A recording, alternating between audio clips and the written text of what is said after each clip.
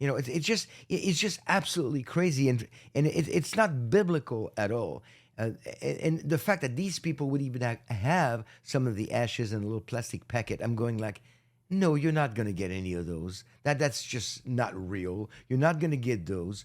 That's not going to happen that way. And those do not have healing power. They're supposed to be mixed with water to make water of purification for the Kohen, for the priest that's going to be performing his duties in the temple, which will be the third temple, which is also known to us as the tribulation temple. So, shalom, everybody. This is Olivier. I'm back. I'm excited to be back. Back from where? Well, back from Israel. I was there for about a week. We had an incredible time. I'll try to post some of the movies that we did in the next week or so. We had an incredible time with the IDF and with the different projects that we're working on to make a difference over there and to do what I've been calling for a while now, the ministry of presence, being there when a lot of people are just not there. And so it was an incredible trip. I can't wait to go again.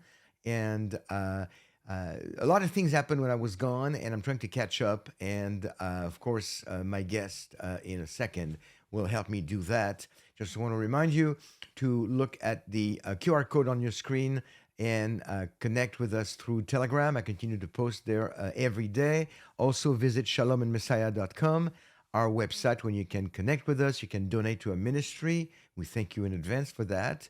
And of course, subscribe to this channel if you find it helpful. It helps us to grow and share our videos with more people. So here comes my guest.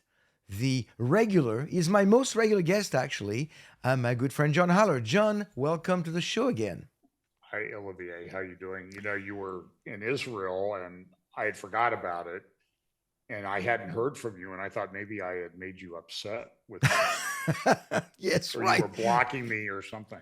Well, I was blocking you because your answers to my questions have become shorter and shorter. It's like you don't even try to answer the question, so you make them like 5-second answers, and people have complained that you're too short. Yes. You know, you Yes, you're that's right, true. right, right. So, well, so much to talk about. I I wanted to talk about something here, and I don't necessarily want to, I don't, you and I, unless it's absolutely necessary, you and I, and most of the guests I have, if not all the guests I have on our channel, are not interested in just free character assassination. There's no joy in that, and but so I don't necessarily need to name names if we don't have to. But there's something going on right now. I call it I borrowed the name from our good friend David Tal. I call it the red heifer balagan.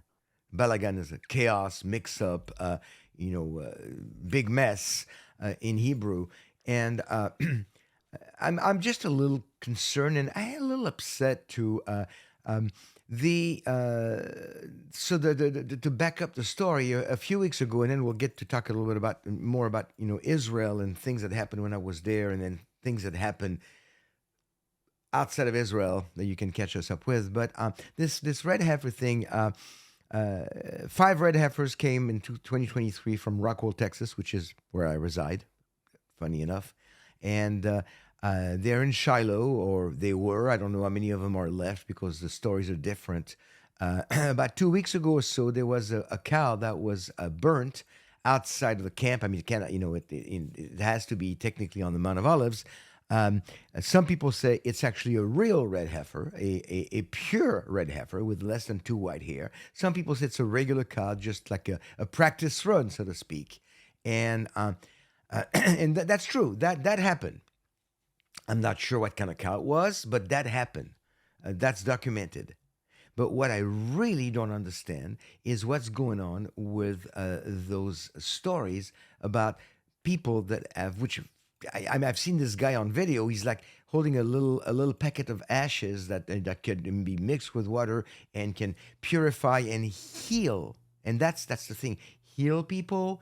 And So now we're getting into this area of you know you know send us a gift and then we'll send you a piece of the cross, or it's just absolutely crazy, and it's not biblical at all. And the fact that these people would even have some of the ashes in a little plastic packet, I'm going like, no, you're not going to get any of those. That's just not real. You're not going to get those. That's not going to happen that way. And those do not have healing power. They're supposed to be mixed with water to make water of purification for the Kohen, for the priest that's going to be performing his duties in the temple, which will be the third temple, which is also known to us as the tribulation temple. So this guy that we watch on video, you sent me the video, is basically saying, this is healing people. This person was had this illness, that person had that illness, and now they're being healed. And he's having this big campaign of red heifer ashes mixed with water becoming the new cure, maybe even the new cure for cancer. I don't know. Uh, and I even talked to our friend Mondo Gonzalez, who's a somewhat of an expert on that topic, and he felt like it was regrettable that that person would jump on this and start talking about healing powers. So, what are your thoughts on this about this red heifer balagan? Yeah, it's kind of gone viral in some respects. I'm almost convinced that it's a distraction. So first of all, I think it's going to happen. Second, though, I think you noted that it needs to. When you say what's going to happen, when you say it's going to happen, please define what you mean. There's going to be a burning of the red heifer, Right. and it's going to be a qualified red heifer. So it's questionable now. There's a lot of different people who have different opinions. Imagine that, about whether this red heifer was good or not. Temple Institute and others. I know Adam Berkowitz at Israel 365 has been pretty adamant that this red heifer had not been qualified. And they've been over there they're about 3 years old. They could be sacrificed after 2 years. So I'm not sure why they waited 3 years, but it's a big political issue in Israel because, after 9/11, I don't know that it was the reason for the Hamas invasion of Israel on October 7th, 2023. But a couple months after that, remember, one of the Hamas spokespersons came out and said, hey, well, it's going to be a spokesman if it's Hamas, I'm sorry. Spokesman came out and said, we did this because of the red cows. The red cows, yes. They came out and said that, yeah. Yeah, and so I don't know. I think that was kind of a political propaganda thing that they thought, hey, we'll get a lot of traction with this because look at everybody talking about the red heifer. And so then there's these theories that, well, they're going to do this red heifer burning in secret. And it's like, I've got the video of what they did on July 1st. There's no way they're going to keep this secret, and nobody's kept it secret. The videos are out there. Right. Everybody knows where the red heifers are being kept, that were being kept up at Shiloh. And they know everybody that's involved in this.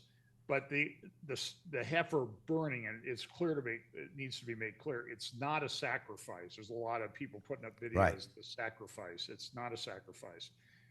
But it needs to be done in view of the holy place set aside for the temple. So a lot of people have come in and said, well, Shiloh is where, and I personally believe, I assume you've been to Shiloh, I've been there, and I'm convinced that this is where the tabernacle stood. Yeah, So yeah, we've been there. I mean, you can actually walk around and measure with your footsteps the perimeter of where the tabernacle was. It's pretty much agreed that's where it was. Yeah, and it matches up to the dimensions of the tabernacle. Yeah, and, yeah. and it was there for 300 years, and they did make some of the structure permanent. But I don't think there's any doubt. There's some people say, well, it's not been peer reviewed. I was there with Joel Kramer, probably 2017, and the problem with peer review things on archaeological finds in Israel has become people won't say that something's showing Israeli Jewish history because it's not politically correct. So it's hard to get the peer review thing to be done. So And that's true with Jericho and all these other sites where there's no question that this is where these things occurred. But so anyway, but the tabernacle's not there. Tabernacle's gone. It hadn't been there for 3,000 years. After Solomon built a temple, and you can read about it in Second Chronicles chapter 7. The Lord says to Solomon, "This is my holy place." Now the temple was destroyed in 70 AD. Although I think there are some good evidence that there's remnants, little pieces of the temple here and there that have been found. That's not highly publicized, but that's been in a peer-reviewed journal, Right. About the logs, the beams that they're there near the Eastern Gate. So anyway, so where the temple is going to be is on the Temple Mount in Jerusalem. Now there'll be big arguments about, is it at the Dome of the Rock? Is it to the north or whatever?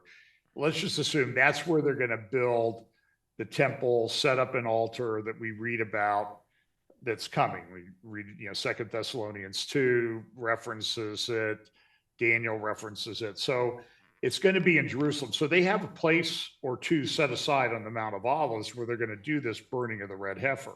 And that's not going to be a secret. I mean, it's a huge, big bonfire. It takes a big fire to burn a red heifer to get the ashes. So it's going to happen. And so I think the videos that I'm seeing that say, well, Shiloh was where the tabernacle was, and this is okay. And no, that's just not correct. I don't think that because of what 2 Chronicles 7 says, mainly. So it's going to happen. But now this story that's kind of attached itself to it. I saw this on, I think originally on a podcast by Tim Pool. And it was, everybody was talking about it, so they picked up on it. And I think that's it's not really where I go to get theology on Timcast. But they were talking about it, and they were talking about, oh, look, here's a little bag of the ashes, and now that's enough for 10,000 doses. Like this is some kind of talisman that you can touch to yourself or sprinkle on yourself, and you're going to get healed. And this is very just to add something. It is true that based on and it's based on rabbinics, but the numbers I've heard is that the ashes of one red heifer mixed with water properly. We would have to define properly, of course, because all of it is from rabbinic tradition. It's not really explained in the Bible, but the ashes of one red heifer, it is said, could purify enough water mixed properly for 6 billion people. You don't need that many because you just need to purify the priests for the temple. But it has, the potential for purification of enough water for a lot of people. So there is that truth to it. But that, going back to the little packet of ashes. Well, sure. And by the way, they may be used too in this. There's the Pool Siloam at the bottom of the pilgrimage road there in the city of David that's supposed to open in September, I hear. This is what I'm hearing. Right. And I know I have on my tour, I have a day set aside to go down to the city of David with some of the archaeologists there in the Melchizedek temple that they think they found. So we'll be doing that in October. But so they could make the Pool of Siloam, which when I was there a couple of years ago, they said this is a giant mikvah, where they would ritually bathe themselves before they went to the temple. Right. So that might be, but they need it for part of the temple sacrifice and service. They need the ashes. Right. And it's based on it is based so that the audience knows on Numbers 19 verses 1 through 10, which really doesn't give us a lot of information. We're supposed to burn the heifer, supposed to be without blemish, so obviously without any defect on the body, without any tear on the body. And the rabbis have determined that two white hair or more, but that would be in the same follicle though, 2 white hair or more make it impure or blemished, and then that heifer is only good for brisket, as we say in Texas. Well, that sort of led me to make the statement that I think that all videos about the red heifer should be well done. And good. So, I hope they'll catch that one. That was cute. Well, you remember, I think I said when I was at the conference in Rockwall a couple of years ago that, uh, is there a red heifer barbecue around here someplace in Texas? That Yes. great Texas barbecue. But anyway, all to be serious, one of the proponents of this, a businessman that's helped bring this thing, he's pushing this healing thing.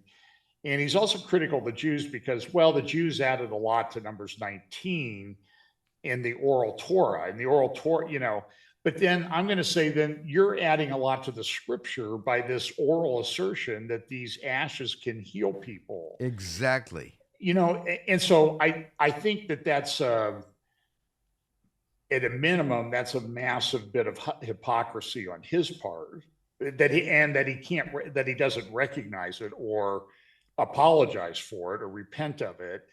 But Olivier, this has been a big deal for me ever since I started my ministry. I've had encounters over my life with, I would say, rather extreme charismatic faith healing type ministries. We had one here locally where the guy, goodness, I'd run into this guy because I represented the bank in town, and I'd see him in a restaurant, literally cussing and swearing a blue streak. And he sold holy water out of a thing on his property. I think it was called Healing Hill Cathedral. It's now the site of a Hindu temple, I think. And it's sort of like, well, Quite a they didn't really departure. change the New Age part too Yeah. much there then. Yeah. But he got shut down by the state of Ohio because the holy water turned out to be, they tested it, found it to be pretty contaminated. Ugh. But he was selling this holy water all over the place and doing these crusades and everything. And so I'm just saying there's no difference between that and the claim that these ashes will heal people. I'm sorry. No, I agree. And in Numbers, in Numbers, in the passage in Numbers 19, 1 through 10, at the end of the passage, the last two verses, a man who is clean shall gather up the ashes of the heifer and put them in a ceremonially clean place outside the camp. They are to be kept by the Israelite community for use in the water of cleansing. It is for purification from sin, and that's it. It's not. It doesn't say it's purification from disease or anything. Purification from sin. The man who gathers up the ashes of the heifer must also wash his clothes, and he too will be unclean until evening. This will be a lasting ordinance both for the Israelite and for the foreigners residing among them. So it's the water of purification. There's no indication that it's for anybody but the Kohen, the priest, or the priests, I should say, at the temple. And there's no indication that it's for anything different than to purify them from sin. Basically, when God told the Jewish people several times through the Bible record, sanctify yourself before you come into my presence. And And this person on the Adam, I think his name was Adam something, on the Timcast podcast said that these ashes would remove the impurity of death. Now, I'm not sure what he meant by that. It may be that the priest that's supposed to do some of this cannot have ever come in contact with a dead body or even been in a hospital. And by the way, they've identified at least one, maybe more, of young people who are qualified to be a priest. Yeah. By birth and lineage and that type of thing, and who have never been in a hospital. They've never walked through a graveyard or been to a funeral or anything like that. So they have at least one. I've heard. From what I know, and last time I checked, he was like 18 or 19 by now. I think he was 17 when they found him. And the reason why the hospital is because hospital have people die in a hospital, and so this child basically never stepped foot in a hospital or a graveyard, of course, like you said. But the big deal is that in Israel, unless it's not planned, most births happen in a hospital. This boy was born in a home. And, right. And that's why he qualifies. And being a Cohen, it's the reason why we know is because that's the only tribe, the Levites, where the tribal identity, which was all destroyed in AD 70 with the temple, the tribal identity is carried in the name: Levi, Levi, Lowenthal, Leventhal, Cohen, Cohen, yeah. Khan. So all those names carry the tribal identity of the Levites, who are going to be needed to perform the duties at the temple. By the way, anybody, when they tell me I know what tribe I'm from, no, you don't. You cannot know what tribe you're from. I don't know what tribe I'm from. It could be Benjamin, could be any tribe. I don't know. Judah, Levi. I don't know. Not Levi because my name is Melnick. But this man has been identified, and that water will be needed for him to be purified. But it really bothers me when somebody will take hold of something that is biblical, that we know is going to happen, and they basically use it. It's like a scheme. They use it to their advantage, and before you know it, you might be able to buy some of the ashes of the red heifer on the internet, at redheifer.org, or I haven't even checked, but maybe it already exists. Well, let's hope that it doesn't come to that, but it's so certainly. Look, this is coming, and certainly the practice. Let's just say it's a practice ceremony that was unique, that had not been done for a long time. There's only been 9 of these red heifers Right. ever in the history of Israel, Correct. and it's been thousands of years, a couple thousand years now since the last one. So, I mean, so that they're practicing it and they're talking about building this temple and all of these things, and they're excavating at Shiloh. They're excavating. They've done excavations at all these sites that are connected in the Bible. They're excavating at and connecting to the biblical story and showing the historical roots of the Jewish people, the Israeli people in the land at this time. I mean, it's one of these convergence things that we talk a lot about prophecy these days. Right. I don't think that, and you and I have a different view of end times, um, as far as eschatology. But from my perspective, I don't think, and this is my perspective, I understand. Uh, I don't think that the ashes of the red heifer will be produced until people are inside the 7-year tribulation, because I don't think that Israel is going to want to take a chance of doing this until they know they can rebuild the temple. And right now, because of the real estate and because of the tension between the Palestinians and Israel, they don't want to take a chance of doing it, and then maybe it gets destroyed by Hamas or another group that pops up.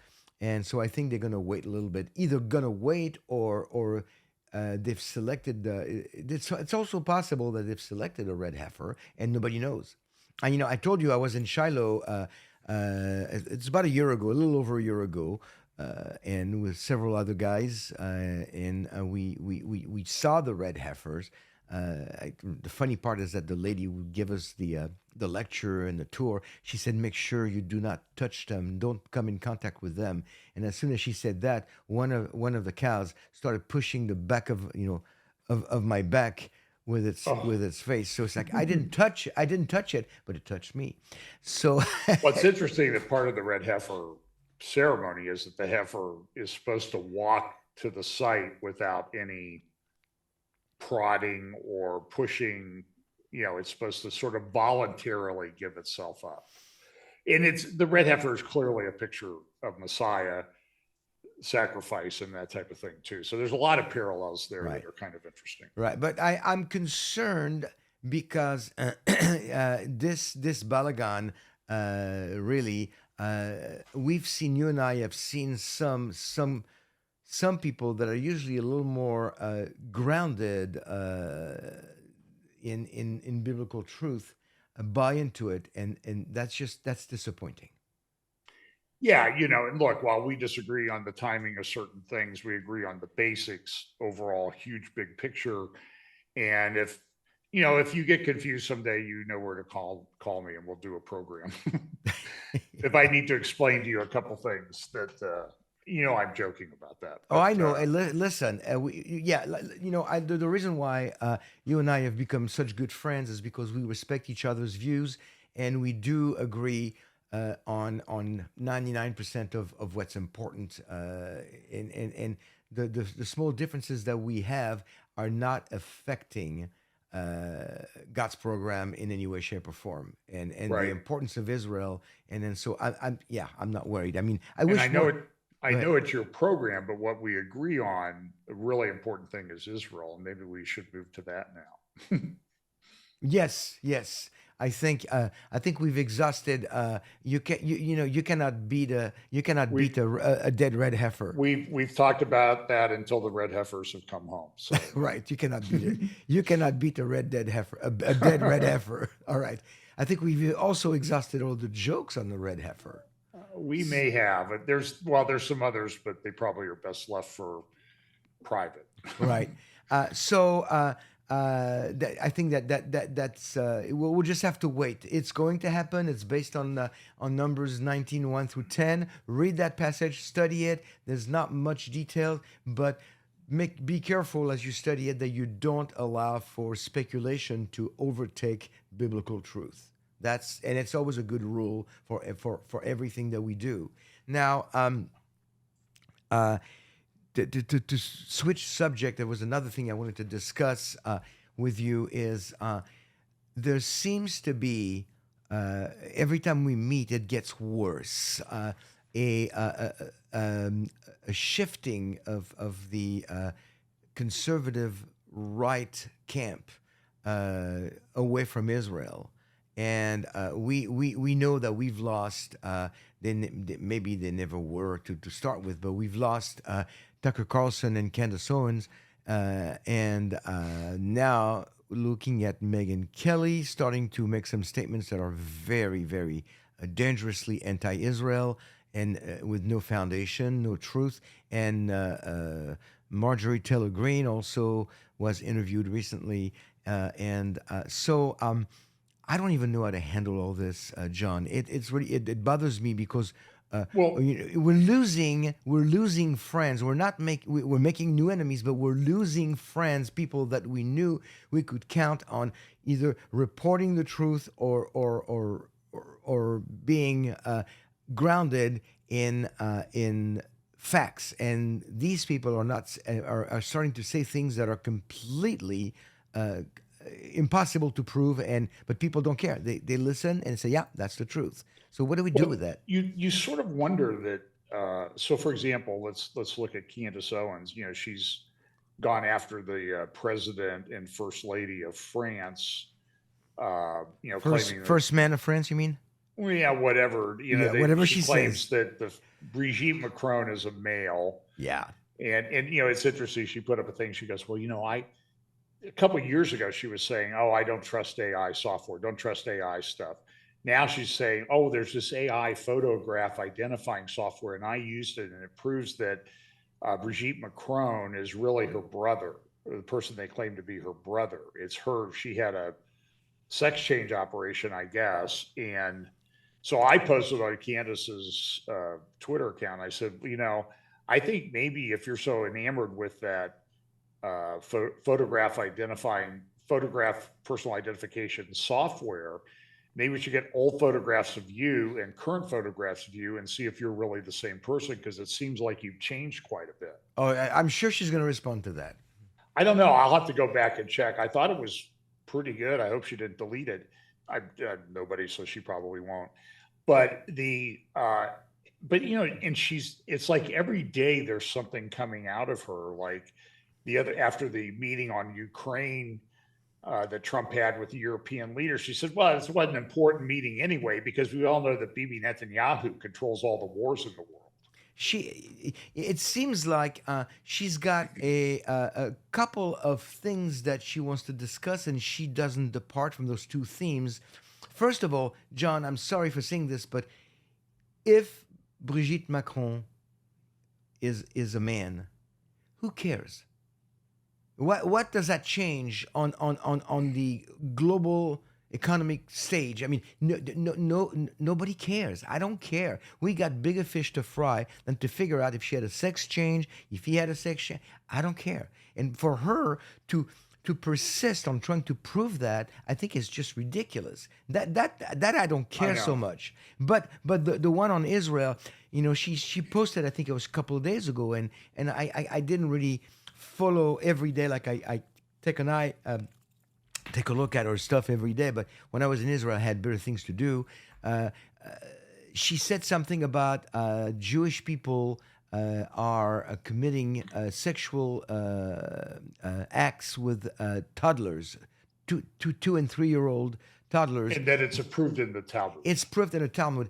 I can promise you, it's not in the Talmud. Now, I mean, I will honestly say to the audience so that they won't come back and try to disprove me. No, I have not read the entire Talmud, but you can easily do searches in the Talmud, and there's a great site for that. It's called Sefaria. I don't know if you've ever been there, John.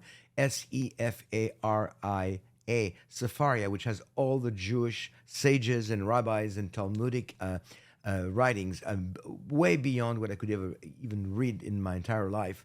So do a search. Go there. Do a search. Try to find something about sex or children or anything. You won't find it. It is made up. Well, can we use an example that's practical to us? Since I'm going to Sure. be in Rockwall soon, and you've got In and Out down there now. Praise the Lord. Or And I will take you there, but I will not eat it. I don't like In and Out. well, I do. I'm going to you lose a know. lot of friends maybe now. You're not a Buc-ee's person, are you? Oh, I love Buc-ee's. I do too. It's quite exquisite place. It's kind of hard. You're gonna be in Rockwell when? Well, I don't know. I guess maybe I think it's going to be announced in September Oh, for your conference. our conference? Yeah. You're coming? Yep. When did Tom decide that? Well, I don't think the program has aired yet, but yeah, I'm on my way. Oh, I'm just gonna cancel my participation. Okay, good. Then I get 2 hours to speak. Oh, Good. My plan worked. I'm very excited. I did not know that. This is really Oh, cool. I get, yeah. So yeah, Okay, well, good. yeah. I've talked to Tom and Pete, and I've got a place to stay with somebody in your church and everything, and Oh, okay, because I was good. Okay, well, good. with our mutual friend. You had him over, I think, for your 4th of July party, and he sent me a picture of you guys out by the pool, and I said, "Is this where Olivier divides the water feature?" That's right. house? Oh, okay, with them. Okay, very good, very good. And I heard Arnold Fruchtenbaum give a great explanation on this, like only he can, about the you can't boil meat in its mother's milk or something like that. It's in the Torah. Yes. Oh, yeah. And he explained the logic. And so this is sort of how the Talmud is. That it's just like this general principle, but then, okay, well, what about a hamburger or a cheeseburger? How does, and I'm like, I want to have this discussion in the millennial kingdom. Like, I think this is wrong, that you can't have a cheeseburger. And the reason is you can't boil the meat in the mother's milk. And they say, well, the cheese could have come from the mother's milk, and therefore that's why it's not kosher or permitted. Yeah, and the reason behind the boiling not being allowed is that it is believed that when you digest food, it boils in your stomach. So it all started with the concept of it was like a Baal, a Molech worshiping. And when they were mixing those two, and that was all that was meant. But then, the Jewish people took it a step further, and so they separate by 4 hours the milk and the right. But there's another workaround on that, right? Because what else do you get at In and Out? You get a milkshake. So if I was in rabbi school, this is where I would bring up. But if you have the hamburger with a milkshake, that prevents the boiling in your stomach. Why? Because of the cold milkshake. But the milk could come from the mother, still. So yeah, no. Well, but I got the milk. I got the cheese from Wisconsin and the meat from Kansas. how they You are a stubborn, complicated Gentile. That's what you are. But I would make a great person in rabbi school, because rabbi school is like law school. This is how law school discussions go. So I'm well aware of this, and I'm very well prepared. but in all seriousness, this is why Jewish people now have religious Jews have two sets of dishes, because even when you wash the dishes, there may be something that's Little stale, tiny a little microscopic tiny people. exactly. So cheese or milk or cream. So they have a set of dishes and utensils for dairy and one for meat. This is why they have two refrigerators. This is why they use two sinks. I mean, Two dishwashers. it goes to the extreme, and those are all Talmudic additions, rabbinic additions that make it very, very complicated and difficult. And going back to the red heifer, we get a few clues about what needs to happen, and the rabbis, in an effort to build a fence around the law, and then the fence around the fence and another fence around the fence, are adding all those protections, and by the time they have all those fences, they forgot what they were trying to protect. But sometimes when they reach that conclusion, like some of the things that Candace Owens might pull out of some obscure phrases in one of the Talmuds or one of the versions or whatever, is that when the rabbis discuss these things, they're discussing this very tiny, narrow slice that doesn't really apply to anything, and that doesn't maybe mean what she thinks it means. Right. And so, and by the way, on her post about this, there's some very good posts that I read today about how the Talmud works. And it's sort of, I've made my sort of Gentile summary of how they argue through and discuss through these things. And they record all of that. And I don't think any of them think it's scripture. It's just how they thought through it and came to the conclusion. And then, just like we have a lot of denominations in Christianity, they've got a lot of different denominations in Judaism. And I don't know what they divide over, but I was in a Christian fellowship, and they split at a national conference one year back in the 1800s. You were there? No, I was, but the reason for the split was they argued over whether men could have 4 buttons or 5 buttons on their shirts. Ugh. Because 5 buttons was proud, but 4 buttons was okay. Yeah, well, that's where we fall into legalism, and every religion has it. I think Judaism probably maybe holds the world record on legalism with the 613 commandments that are given in the Torah, but that have been taken to an extreme where now we have thousands upon thousands of regulations in the Talmud and other writings on how to do, what to do, why and why not. And most Jewish people will do things, and they will admit, "Why do you do it?" Well, because we're supposed to, but they have no idea where it comes from, and it's very sad. So going back to Candace Owen, she's clueless. She doesn't understand the Talmud. She hasn't read the Talmud. Somebody threw something at her and said, "This is what it means, and this is connected to child molestation," and it just fuels the fire that she is trying so passionately to keep going day after day after day. And you wonder where she's going to end. And so now she's been sued by the Macrons, by the way. And I've seen, people who are very expert. I've tried libel cases in my career. And I'm just telling you, unless she has something, she's probably going to lose that lawsuit. Yeah. That's at least right now. I mean, that could change. I hope it costs her a lot of money. And tell you what, she's going to lose the lawsuit, and then somehow she'll figure out that the lawyers were Jewish and they control everything. Mark my words. If I were the Macrons, I would hire Alan Dershowitz just to tick her off. But so she's more at the most extreme of this. But now we're seeing, so Marjorie, the whole mega right, like War Room and everything, everybody we're not supporting the Jews in their wars. They're upset with, with Trump. By the way, I think if Trump ran for president now, he might not get the Republican nomination because the MAGA people are so upset with him in taking out Iran. And so there's this mythology that all this massive amounts of money that we fund with Israel, and it's what, 3.8 billion dollars a year, which is chump change in the federal budget. And we get a lot in return for that. Nobody ever talks about what we get in return from that in terms of intelligence, development of weapons, and access to those weapons and that type of thing. And nobody ever wants to talk about that. It's just the Jews controlling everything. The Jews are doing this. And so Marjorie Taylor Greene has become very extreme.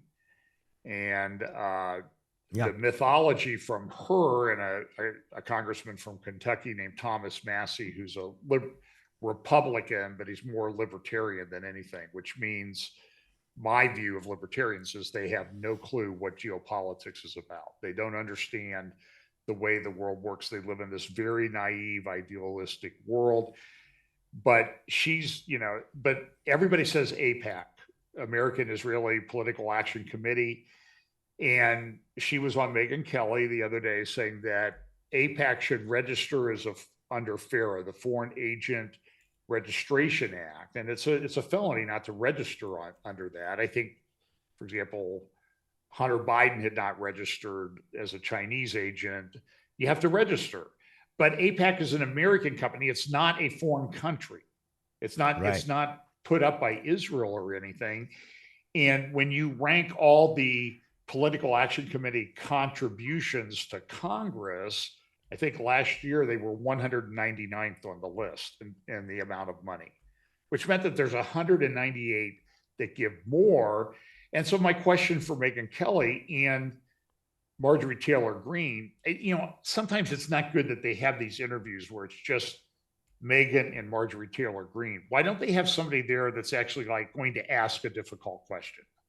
Well, it's based on facts. Yeah, and what I have noticed in all those interviews is also that, especially in the case of Tucker Carlson, it's always an interview of one person that's pretty much going to validate the view of the interviewer, which is not, it's really not ethical interviewing, if you ask me. Why, when he had back over a year ago, Munther Isaacs, from the Bethlehem Bible College, speak about Palestinian Christians and give his view. Why not invite a Messianic Jew from like One for Israel or something like that to balance the conversation and say, well, this is what you say. What do you say? I mean, and have them, compare notes and have more of a dialogue, more of a debate. But it's always like a one-person interview, and then like he did this recent interview with the nun. The nun who's the sister of George Stephanopoulos. She is? Yes, she's the sister of George Stephanopoulos, the former Clinton-era White House press secretary. I did not know that. And she was trained in Russia under a Russian Orthodox Church, which has a very huge, long, well-documented, well-established, don't send me emails about it, I know about it, history of anti-Semitism. Oh, absolutely. I will second that motion, yes. Then Marjorie Taylor Greene goes, well, and they killed Christians. I don't know, she was posting about this the other day. They killed Christians in Gaza, she said. And it's like, and I want to hear from you, because you were telling me ahead of time. Yes. What you learned in Israel when you were there just recently, in the last number of days. I will take Marjorie Taylor Greene and I will take Tucker Carlson. I'll pay for their trip. Okay, you'll help me pay for them. You and I will pay for their trip. We'll take them to Israel. I will take them to the northernmost part of Israel, to the city of Metula. I was there just like a few days ago. We went there.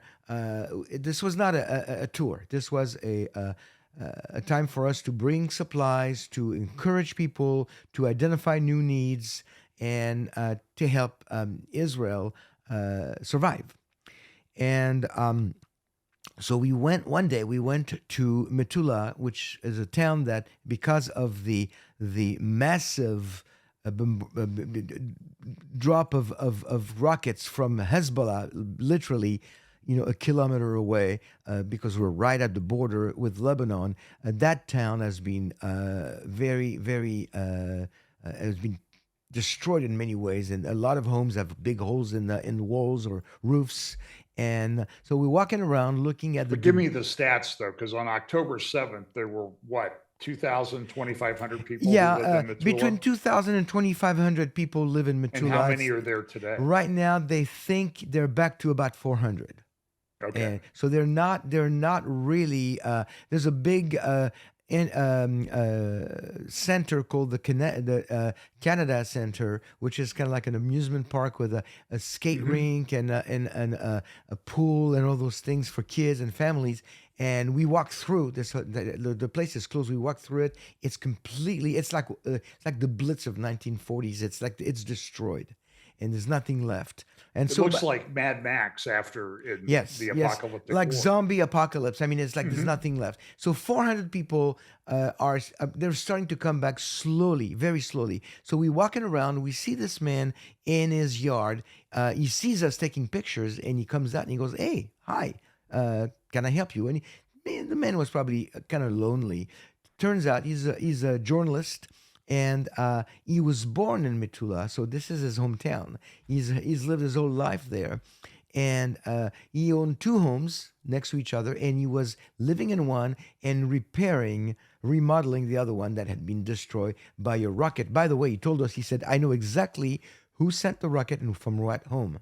And I go, "What do you mean?" He goes, "Let me show you." So we get to the fence at the end of his property, and he points to Lebanon, which is maybe a kilometer away. So you see clearly what you're looking at.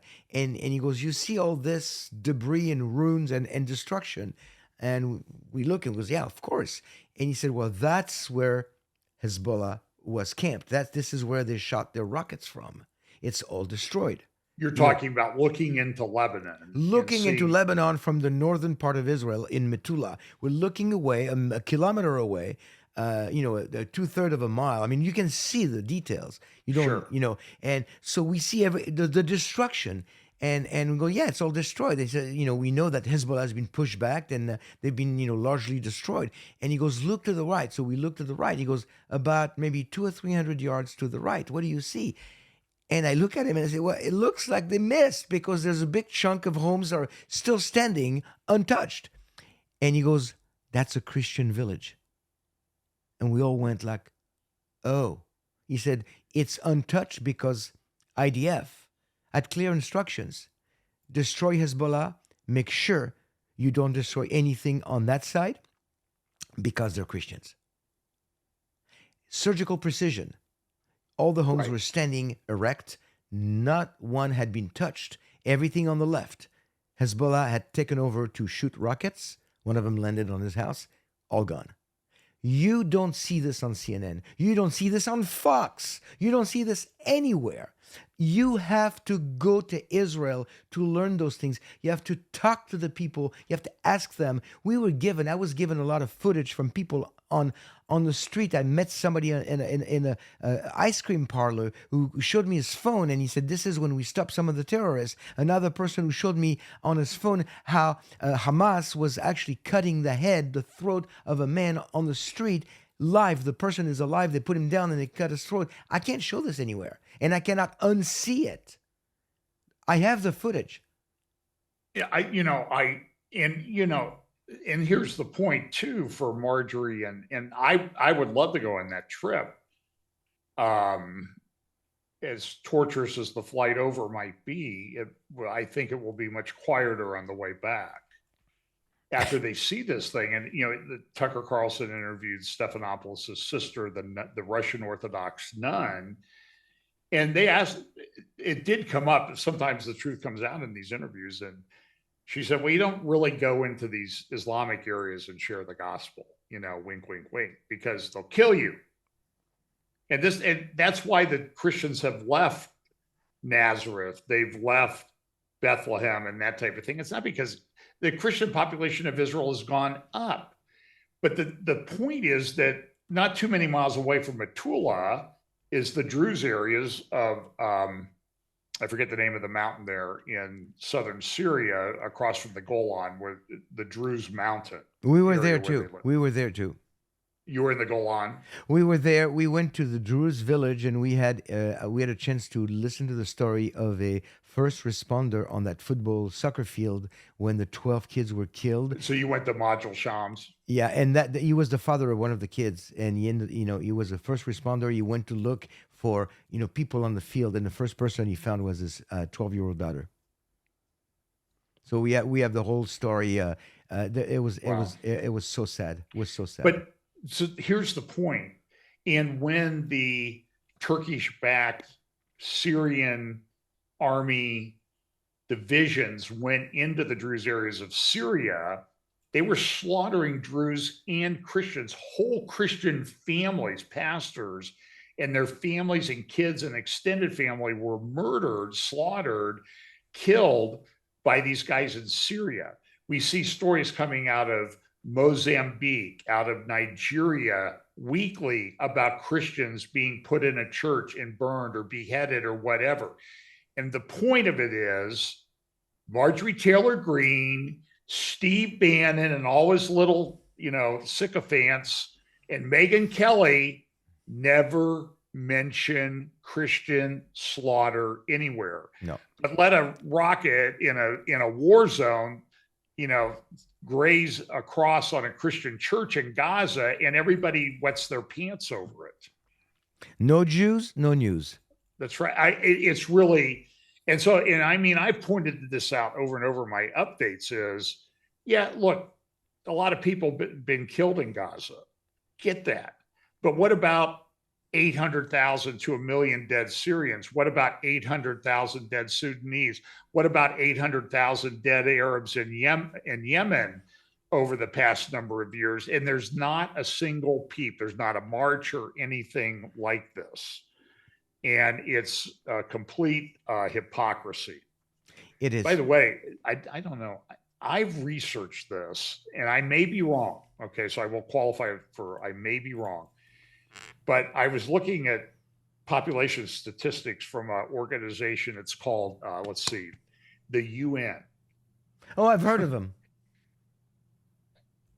They were saying that since October, this is a number of months ago, I researched this. In the 18 months after October 7th and the Gaza war, 50,000 babies were born in Gaza. Well, that's like the most ineffective genocide in human history. That's right. That's right. And I've heard that there was an increase in population in Gaza, but either 2% or 0.2%, and it's a very small number, but it doesn't matter.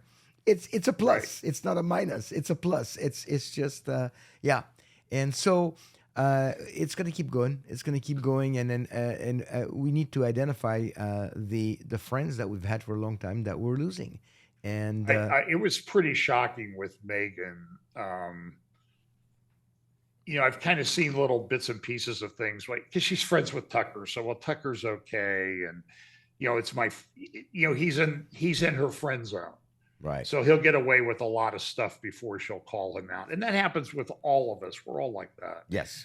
But I think that the thing that she was saying is, well, these AIPAC people and these other Christian Zionists, they come and want to take me to Israel. And I'm not going to go just because they're asking. That's how smart I am. Oh, well, there you go. So I guess if we invite her and pay for a trip and shore Metula, shore Golan Heights, there's, I could show some things in Sderot by the Gaza border. I was there, and there's a new organization that has they're installing cameras and sensors all over the settlements, and they gave us a demo on one of the settlements of how they can find, they identify. You remember the show Person of Interest? Sure. Well, I love that show. yeah, and it was a good show. Scared me to death. I know, and but they have the same kind of software, which apparently is a German software that they purchased and they tweaked it to serve their purpose. And now they categorize, they catalog, index cars and people and even dogs around that settlement with a camera and sensor system, and it gets poured into their headquarters in Sderot, which we visited, and they gave us a demo. It was incredible. And now they can. Yeah, I wanted to ask you a quick question because I know we're getting a little bit long for your program, but did you get down to any of the kibbutzim along the Gaza border? Not this time. We didn't go to Be'eri, or I did last time. I did the last 2 times. We didn't do this time. We didn't go to Nova, but we didn't go to the kibbutzim.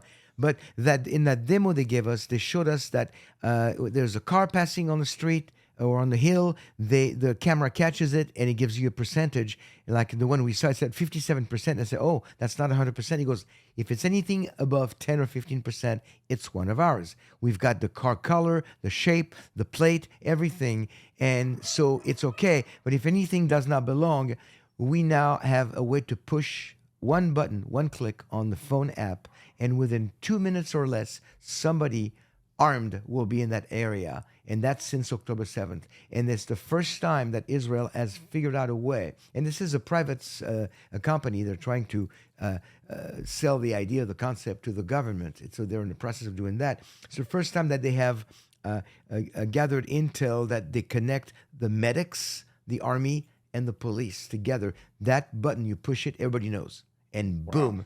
It's incredible. I'll send you some of the footage, and I'll publish. Well, hopefully I'll be able to get some of that too when I'm over in Israel this I'll fall publish too. whatever I can publish, but because you have to keep that, there's a safety security issue. But Sure. This was an incredible trip. So people want to know the truth. They need to go to Israel. And I take those trips 4 times a year now. Starting next year, I'm going to go every quarter to bring supplies, to identify the needs, and to tell Christians this is what you can do. And friends, I'm telling you right now, if you want to help us, you go to our website at Shalom and Messiah, and you make a donation to Israel Ministries, and 100% of that donation is going to supply needs for the IDF, for the reservists, for we're working on helping people with PTSD. We have all kinds of different things we're doing, but if you want to help us, this is where you can donate. So, well, we need to wrap this up, John. Yeah. More I wanted to ask. I wanted to talk about Yuval Harari, but maybe we'll do another program next week or so, because he's like the gift that keeps on giving to end time Bible prophecy teachers. Right. He's been quiet for a while, but I have like 10 videos of him in the last 2 months. Yeah. So maybe it's as bad as you can imagine. Yes. Maybe we'll do it. We'll do a show just on him. Well, John, thanks for coming. I appreciate, as always, your input, your perspective. Friends, don't speculate. Don't listen to anybody who's telling you something that sounds good, looks good, but does not line up with biblical truth. Be a Berean. Check what you're seeing in the news or what you're hearing on YouTube. Check it against biblical truth, because if it doesn't line up, it's probably fake news. So stay grounded in the Word. When you stay grounded in the Word, this is how you can also find the guarantee, the truth that Yeshua, Jesus, is the Messiah, the Son of God, who died for our sins and rose again and ascended to heaven, and is going to return to get us all. So place your trust in Him, because He's the only one you really can trust. Place your trust in Him and become a child of God. It's that simple. Friends, thank you for watching. John, thank you for joining me. Until next time, shalom and be blessed.